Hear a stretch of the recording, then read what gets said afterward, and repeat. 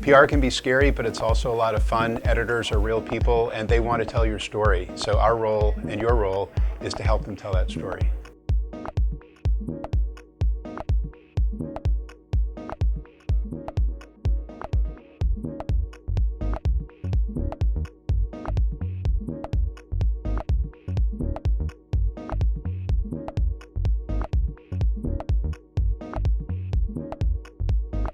Every time I talk to a startup, the first thing they ask me is, how am I going to get into TechCrunch? So I'd like to talk to you for a minute about that and then how to get into other media as well. And there are really a few important factors to keep in mind. One of them is it's really great to start with a plan. Most startups are time and resource constrained, so knowing exactly what your goal is important. Are you trying to market your product? Are you trying to get VC funding? Are you trying to sign up partners? Have a goal in mind.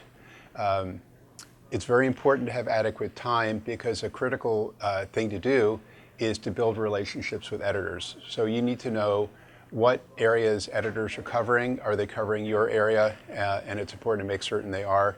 And then to email them, tweet with them, call them, and to build a rapport with them over time because most editors are not going to cover you the first time around. Another really important thing is to have your message down and know what your company's story is. So a really great anecdote I like to tell is about a company that was a plug-and-play company called Hoppy-Do. And what they did is they estimated that people spend 43 of their days, the days of their lives on hold. And so what they developed was a service that when you need to talk to a utility or a department store or somebody, that you contact Hoppy-Do, they contact the company, and they arrange for them to call you at 9 o'clock or 10 o'clock or whenever is convenient. So that was a fantastic service and a fantastic story. When you're finally talking to editors or emailing with editors, a few things to keep in mind are they have to cover a lot of news and don't have a lot of time. So have your story straight, keep it really brief, keep it really relevant to them, and offer to these editors to help them do their jobs. And building that rapport over time will earn you great results. A lot of startups ask me about the value of a press release, and the value of a press release is a lot less than it used to be, but it's still an important part of an announcement. So most of the legwork of an announcement is done long before the press release is distributed.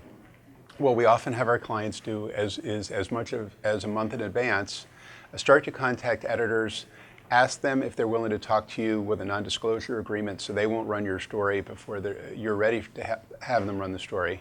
And then tell them what you're doing, and then agree that they can release the news on a specific date, and that would be the date that you send the press release out.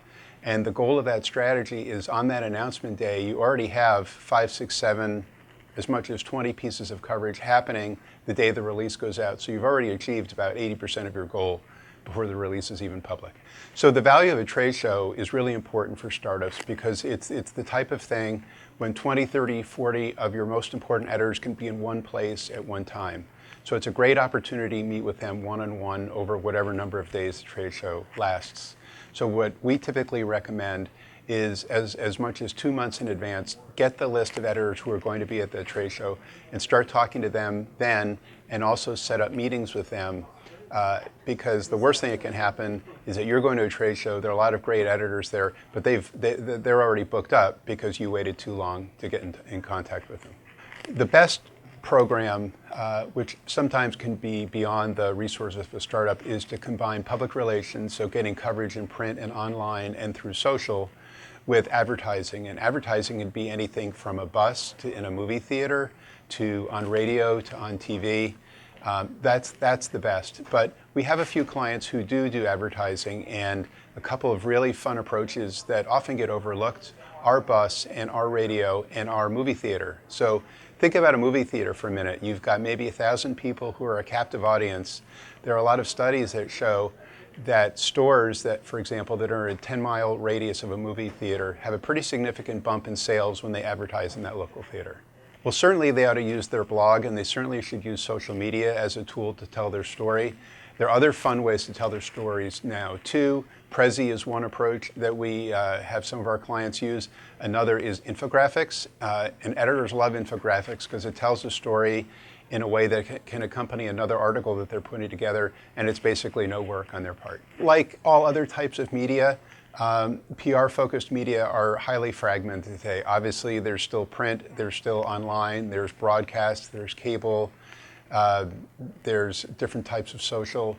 And so our role and your role as a startup is to find the types of media that get to your target audiences most effectively in terms of time and money, and to focus on those. It's very hard for a startup to cover all of those media today, as well as others. So focus on 2 or 3 that get the work done for you.